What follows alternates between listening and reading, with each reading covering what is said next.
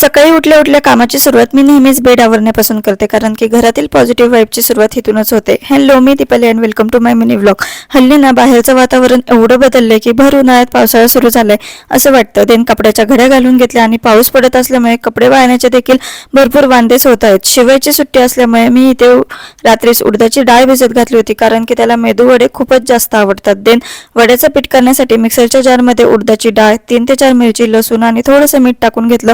उडदाचे वडे बनवण्यासाठी मी इथे एक ट्रिक वापरली, पण ती पूर्णपणे फेल गेली.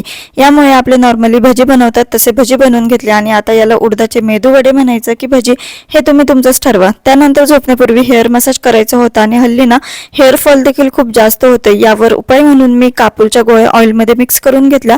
हा कापूर जो आहे तो ऑइलमध्ये पूर्णपणे विरघळून दिला आणि सगळ्यात शेवटी नवऱ्याकडून मस्त असा हेअरचा मसाज करून घेतला. तर चला, असा होता आजचा दिवस.